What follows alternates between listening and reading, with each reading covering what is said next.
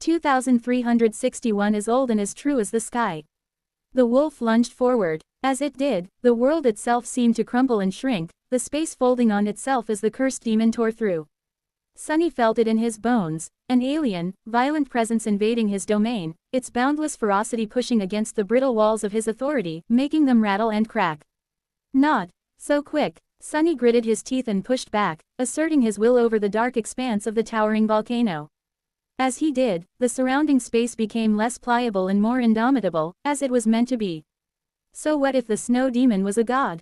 Sunny was a sovereign within the bounds of his domain. He was the ultimate authority here, and a mere cursed one was not powerful enough to assert dominance over his kingdom. The three-eyed wolf might not have been weakened by the ash domain because the Shrine of Truth was surrounded from all sides by snowy peaks, but it was still an invader here. The rules of Ariel's game were not helping Sunny, but the laws of existence were. Any adversary would be at a great disadvantage when attacking a supreme within their domain. Especially if that supreme was a titan.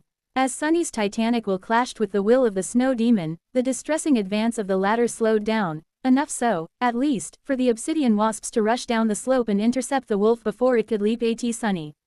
The shades moved in harmony with each other, assembling into a crescent phalanx as they scurried down the slope at great speed, some moving on the ground, some jumping into the air and unfolding their translucent wings to fly. Sunny was getting better and better at commanding his shades, so this kind of intricate control was not beyond him anymore. The wasps were meant to break the snow demon's momentum, stall it, and attack it from both sides, opening it up for the punishing attack by Sunny himself. However, before they could descend upon the grotesque fiend, the figure of the giant wolf suddenly burst into a hurricane of snow. The billowing white wall swallowed the front rows of the shades and simply erased them from existence, each snowflake cutting into glossy obsidian like a razor-form blade. Sunny lost dozens of his obsidian wasps in an instant. Feeling concerned, he quickly called the rest of them back and thrust his Odachi deep into the ground.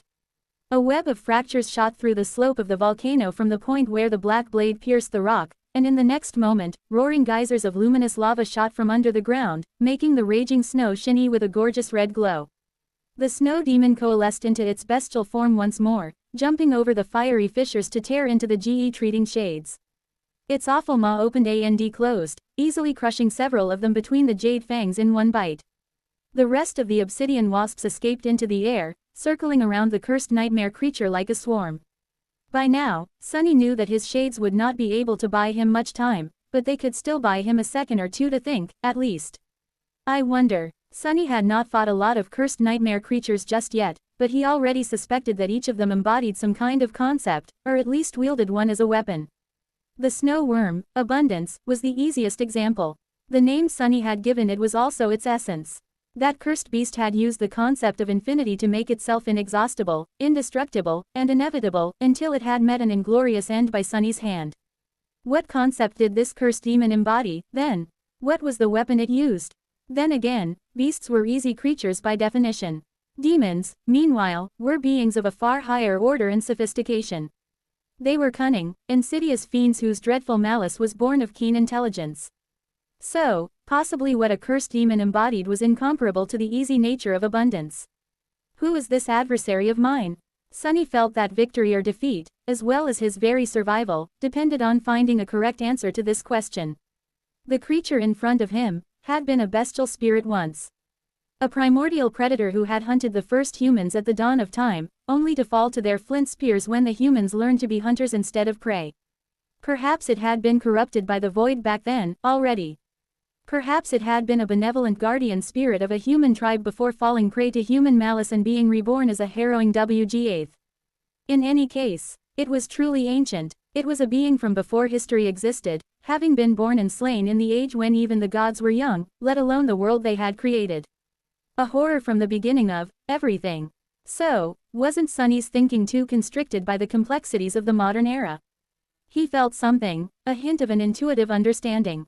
It came from the primal fear he had felt when the snow demon's gaze fell upon him. Why did the grotesque wolf have to embody a concept of anything? Why couldn't it just be the embodiment of a wolf? Of the wolf, the first, or perhaps the most flawless member of their storied tribe. Sunny shifted faintly, watching the wolf eviscerate the swarm of hapless supreme shades. If his enemy was indeed the embodiment of the concept of a wolf, then it was already at a deadly disadvantage. It was alone, after all. While the true strength of a wolf was the pack. Just as Sunny thought that, a litany of dreadful howls resounded from the other side of the volcano, where Slayer was fighting the great beasts, the snow wolves.